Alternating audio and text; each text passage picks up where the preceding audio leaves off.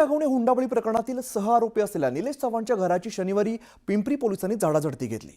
यावेळेला 3 mobile, 1 passport आणि 1 पिस्तूल सापडलेलं आहे। विशेष म्हणजे निलेशच्या ज्या तिजोरीमध्ये सगळं लपवण्यात आलेलं होतं त्याला फेस लॉक असल्याची माहिती समोर आलेली आहे। तर दुसरीकडे निलेशला पकडण्यामध्ये त्याचा फेसटाईम कॉल हा महत्त्वाचा दुवा ठरलेला आहे। बघूया या संदर्भातला एक विशेष रिपोर्ट। निलेशच्या तिजोरीला फेस लॉक, तिजोरीतील मोबाईलमध्ये आहे तरी काय? वैष्णवीच्या मृत्यूशी या मोबाईलचा काय संबंध?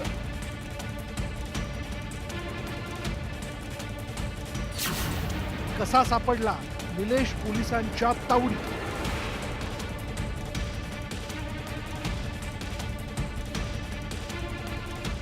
वैष्णवीचा छळ करणाऱ्या हावरट हगवणेंना मदत करणारा निलेश चव्हाण पोलिसांच्या ताब्यात आहे। वैष्णवीची सासू आणि नंदेचा मोबाईल निलेशकडे असल्याची माहिती पोलिसांना मिळाली होती। त्यानुसार त्याने निलेशला त्याच्या घरी नेलं। पोलिसांनी त्याच्या घराची झाडाझडती घेतली। पंचांसमोर तिजोरी उघडण्यात आली। त्यात त्यांना 1 पासपोर्ट, 1 पिस्तूल आणि 3 मोबाईल फोन सापडले। विशेष म्हणजे निलेशच्या या तिजोरीला फेस लॉक होतं, म्हणजेच निलेश तिथे असल्याशिवाय ही तिजोरी उघडणं शक्य नव्हतं। पण पोलिसांनी निलेशच्या मुसक्या आवळत त्याला अटक केल्यानं हे मोबाईल पोलिसांच्या ताब्यात आले। वैष्णवीच्या संशयित मृत्यू प्रकरणी महत्त्वाचे पुरावे या मोबाईलमध्ये असल्याची दाट शक्यता पोलिसांना आहे। वैष्णवी हगवणे प्रकरणात नाव येताच निलेश चव्हाण सातत्यानं पोलिसांना चकवा देत होता।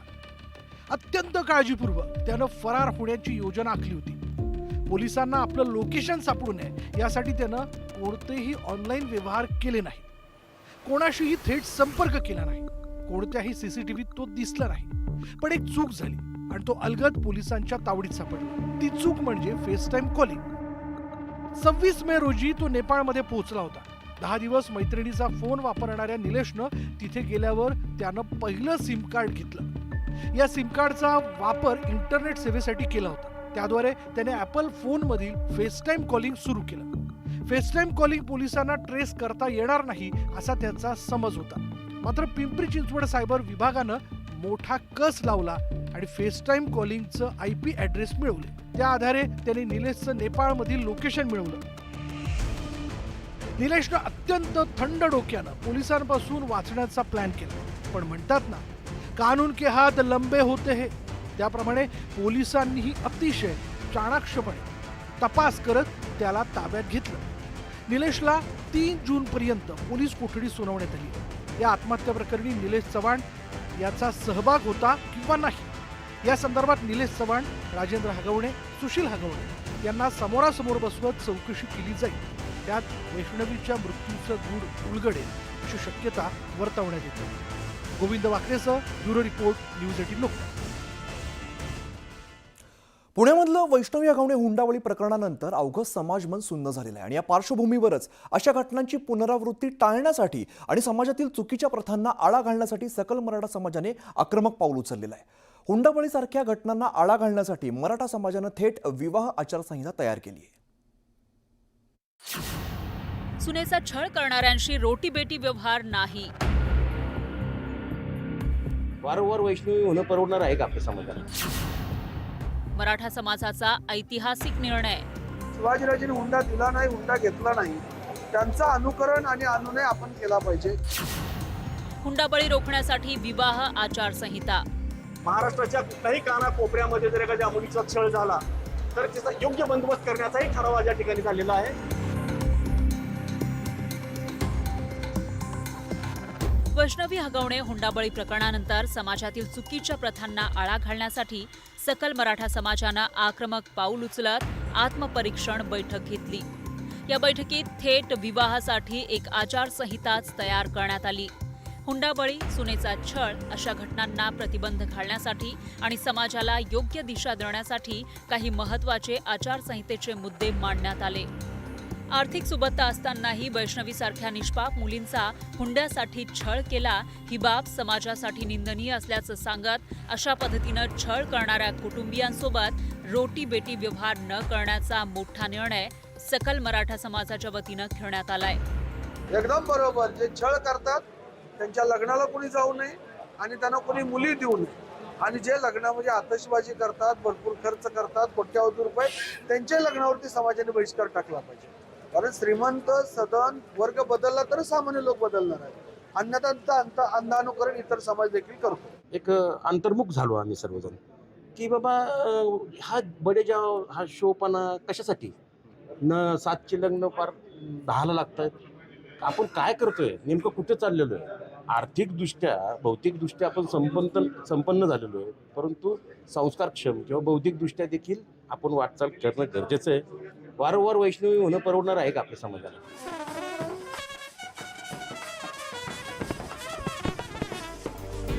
पुढील काळात मराठा समाजानं कोणताही बडेजाव न मिरवता आणि अनाठायी खर्च टाळून अत्यंत साध्या पद्धतीनं लग्न सोहळे करावे असं आवाहन करण्यात आलंय. लग्नाआधी पालकांनी मुलांशी संवाद साधावा. मुलीचा छळ होणाऱ्या कुटुंबात रोटी बेटी व्यवहार करायचे नाही. लग्न समारंभात मान सन्मानात वेळ घालवू नये. मिरवणुकांमध्ये वेळ घालवू नये. साधेपणानं सोहळे साजरे करावे. मुलींच्या संसारात आई वडिलांची ढवळाढवळ नको. चांगल्या कामासाठी लग्न समारंभात आर्थिक देणग्या पुकारण्याचे प्रकार कमी करावे. त्याची संबंध महाराष्ट्राला विनंती आहे की आपण आपल्या घरात असणारी ही सुनी आपली मुलगी आहे, त्या मुलीसारखं तिचा सांभाळ करावा.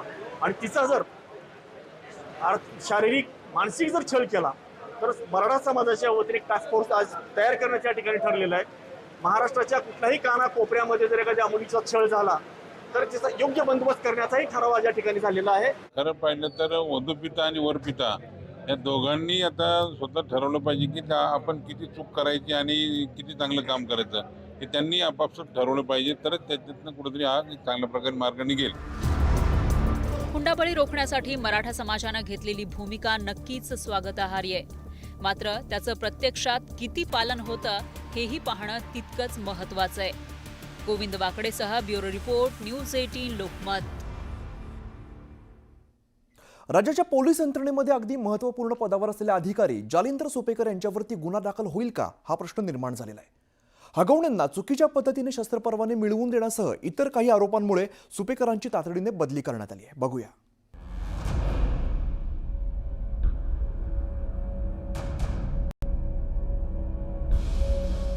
जालिंदर सुपेकरांची बदली उपमहासमादेशक होमगार्ड या पदावर करण्यात आली आहे. अत्यंत अकार्यक्षम किंवा वादग्रस्त अधिकाऱ्यांना हे पद दिलं जातं असे संकेत पोलीस खात्यात आहेत. सुपेकर हे विशेष पोलीस महानिरीक्षक कारागृह आणि सुधार सेवा या पदावर कार्यरत होते. शशांक हगवणे आणि सुशील हगवणे यांचा मामा असलेले तत्कालीन अतिरिक्त पोलीस आयुक्त जालिंदर सुपेकर यांचं नाव समोर आलं. हगवणेंना मिळालेल्या शस्त्र परवान्यांवर मामा सुपेकरांची सही होती. हगवणे बंधूंना शस्त्र परवाने मिळवून देण्यासाठी खोटे पत्ते दिल्याचं माहीत असूनही परवाने मिळवून दिल्याचा आरोप करण्यात येतो. जालिंदर सुपेकर यांच्या बदलीनंतर आता अनेक चर्चा सुरू झाल्यात. यापूर्वी जालिंदर सुपेकर यांच्यावर अंजली दमानिया, राजू शेट्टी यांनी कारागृहात मोठा घोटाळा केल्याचाही आरोप केला जातोय. त्यामुळे या सगळ्या प्रकरणामध्ये जालिंदर सुपेकर हे वादग्रस्त अधिकारी म्हणून समोर येत आहेत. अशा परिस्थितीत आता जालिंदर सुपेकर यांच्या कारागृह घोटाळ्याची चौकशी होणार का? त्यांच्यावरती निलेश चव्हाणसह शशांक हगवणे आणि सुशील हगवणे यांना खोट्या पत्त्याच्या आधारावरती दिलेल्या शस्त्र परवान्याच्या बाबतीमध्ये काही गुन्हा दाखल होणार का? या सगळ्या प्रकरणाची चौकशी होणार का? असा महत्त्वाचा मुद्दा उपस्थित केला जातोय. वैष्णवी हगवणेच्या आत्महत्या प्रकरणातील आरोपींना वाचवण्यासाठी जालिंदर सुपेकर यांनी पोलिसांवर दबाव टाकल्याचा आरोप अंजली दमानिया आणि रुपाली ठुमरे पाटील यांनी केला होता. आरोपांमुळे चर्चेत आलेल्या सुपेकरांची आतापर्यंतची कारकीर्द पाहूया. सुपेकर यांची 1996 मध्ये MPSC मार्फत DYSP पदावर नियुक्ती झाली होती. परभणी, सातारा, जळगावसह इतर जिल्ह्यात त्यांनी पोलीस अधीक्षक म्हणून काम पाहिलं. महाराष्ट्र पोलीस अकादमी नाशिक तसंच CID टेक्निकल सर्व्हिसेस नंतर पुणे येथे त्यांनी आपली अतिरिक्त आयुक्त पदाची जबाबदारी पार पडली. तिथे त्यांच्या कार्यकाळात तब्बल 400 पेक्षा अधिक शस्त्र परवाने देण्यात आले. कारागृह विभागात तब्बल 500 कोटी रुपयांच्या घोटाळ्याप्रकरणी त्यांची चौकशी सुरू आहे. या सर्व पार्श्वभूमीवर सुपेकरांची चौकशी होईल का याकडे राज्याचं लक्ष लागलं. वैभव सोनवणे, न्यूज 18 लोकमत, पुणे. हावरट हगवणेंचं आणखीन एक लालची कृत्य समोर आलेलं आहे. लग्नामध्ये मुलीकडच्यांनी द्यायचं जे रुखवत आहे ते सुद्धा त्यांनी सोडलेलं नाहीये. या रुखवताची ऑर्डर जालिंदर सुपेकरांच्या पत्नीला द्यावी असा हट्ट त्यांनी धरला आणि त्यासाठी कसपटे कुटुंबियांकडून 1.5 लाख रुपये लाटल्याचं समोर आलंय. लुटारू हगवणेंचा आणखीन एक कारनामा. रुखवतासाठी वैष्णवीच्या कुटुंबावर दबाव. सुपेकरांच्या पत्नीला दिली रुखवताची ऑर्डर. कसपटेंकडून लुटले 1.5 लाख रुपये. हावरट हगवण्यांची पैशांची भूक किती मोठी होती हे पुन्हा एकदा समोर आलं. कसपटे कुटुंबासोबत नातं जोडताना हगवण्यांनी प्रत्येक वेळेला फक्त आणि फक्त पैशांचा व्यवहार पाहिला. पैशांची हाव धरली. फॉर्च्युनर गाडी, 51 तोळं सोनं, चांदीच्या गौराई अशा मागण्या हगवण्यांनी वेळोवेळी केलेल्या होत्या. पण ते एवढ्यावरती थांबले नाही, तर लेकीच्या घरच्यांनी द्यायचा रुखवत आणि त्याची ऑर्डर देखील हावरट हगवण्यांनी स्वतः ठरवली. आपले मामा जालिंदर सुपेकर यांच्या पत्नीला रुखवताची ऑर्डर देण्यास हगवण्यांनी कसपटेंना भाग पाडले. आणि ही ऑर्डर थोडी थोडकी नव्हती, तर तब्बल 1.5 लाख रुपयांची होती. या रुखवताचे 1 लाख रुपये चेकद्वारे तर 50,000ची रोख रक्कम दिल्याचं वैष्णवीच्या वडिलांनी सांगितलं. वैष्णवीच्या आईच्या अकाउंटवरून पेमेंट केल्याचं कसपटेंनी यावेळेला सांगितलं. सुपेकर ह्या कुटुंबाला कसा मदत करायचा पदोपदी, तर त्याच्यावर आमचं रुखवताबद्दल ते बोलले आणि म्हणाले की ताई आमच्याकडे रुखवताच्या वेळेस 1 लाख रुपये चेकनी आणि 50,000 कॅशनी या पूनम सुपेकरांच्या नावावर घेतले होते. तर मी म्हटलं त्याचे काही डिटेल्स असतील तर मला पाठवा, म्हणून मी मागितलं म्हणून त्यांनी मला आता ते चेकचे डिटेल्स पाठवले. आणि खरंच बघून शॉक बसला की पूनम जालिंदर सुपेकर यांच्या नावाने ते 1 लाख रुपये डेबिट सुद्धा झाले होते 20 एप्रिल 2023ला.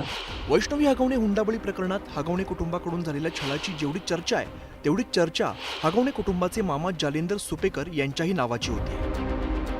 आईजीच्या जीवावर बाईजी उदार अशी मराठीमध्ये म्हण आहे आणि तसंच सुपेकरांच्या खाकीच्या जीवावर हगवणे माच करायचे. कसपटेंना अनेक वेळेला सुपेकरांच्या खाकीची भीती दाखवून धमकवण्यात तर आलंच, याशिवाय रुखवताची ऑर्डर सुद्धा सुपेकरांच्या पत्नीला देण्यास भाग पाडली. या प्रकरणी सुपेकरांवरती आधीच कारवाई झाली. त्यांची होमगार्डमध्ये बदली करण्यात आली. आता त्यांच्या पत्नीवर सुद्धा कारवाई होते का याकडे सर्वांचं लक्ष लागलंय. Bureau report, news 18 Lokmat.